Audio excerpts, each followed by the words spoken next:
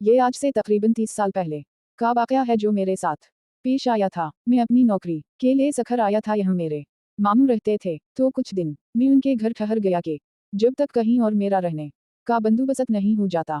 मामू जान के घर में कई सालों के बाद आया था। बचपन में कभी अम्मू जान के साथ आया करता था। अभी कुछ दिन ही गुजरे थे, नई नई नौकरी थी। मैं उलझा हुआ था। एक रात मैं देर से घर लौटा। खाना खाकर मैं अपने कमरे की जानिब बढ़ा तो मुझे ऐसा महसूस हुआ कोई ऊपर की जानिब गया हो। मेरा कमरा जीने के सामने था और ऊपर एक कमरा था जो बंद पड़ा था।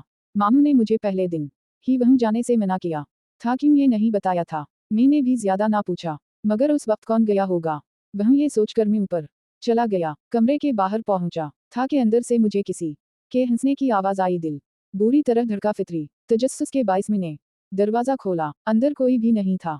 मैंने नजर घुमाकर चारों जानिब देखा। कमरा अरसा बंद रहने की वजह से गर्द आलूदा हो रहा था। आवाजों को अपना वहम जानकर मैं पलटने ही लगा था कि मेरी मुमानी ने मुझे पीछे से पुकारा। मैंने चौंक कर देखा। मुझे हैरत भी हुई कि वो कभी सीढ़ियों नहीं चढ़ती थी। फिर ऊपर, मगर इन्होंने कहा कि मुझे ऊपर आते देखा तो मेरे पीछे चली आई। मुझसे पूछा तो मैंने बताया कि मुझे लगा कोई यहाँ आया है, देखने चला आया।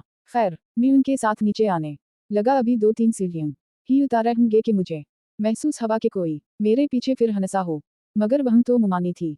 मैंने डरते डरते अपनी गर्दन घुमाई और मेरे होश उड़ गए। मेरे पीछे मुमानी के बजाय एक झुलसे हुए चेहरे वाली लड़की खड़ी थी जिसकी आंखें सुर्ख थीं। खौफ से मैं सीढ़ियों से नीचे गिर पड़ा। वो आहिस्ता आहिस्ता मेरे पास आ रही थी। मेरी आवाज हलक में ही रह गई थी। बामशक्ल मैं चीखा तो मेरी आवाज पर मुमानी और मामू अपने कमरे से भागे आए। मेरी हालत बहुत खैर हो चुकी थी। मैं नींबे होशी में था, मगर मुझे वो लड़की अपने सामने महसूस हो रही थी। मामू शायद समझ चुके थे मुझे क्या हवा है। इन्होंने मुझ पर दम किया और अपने कमरे में ले गए। कुछ दिन बाद जाकर मेरी हालत बेहतर हुई। मैंने उस रात का तमाम हाल कह सुनाया तो मामू ने बताया कि ऊपर बंद कमरे में आसिफ ही, इसलिए वहां कोई नहीं जाता, मगर वो किसी को नुकसान नहीं पहुंचाते। तुमने शायद वो दरवाजा खोला होगा, इस ले तुम्हारे साथ ऐसा हुआ। इसके बाद में जितना वक्त भी उनके घर रहा, कभी जीना के पास भी खड़ा नहीं हुआ।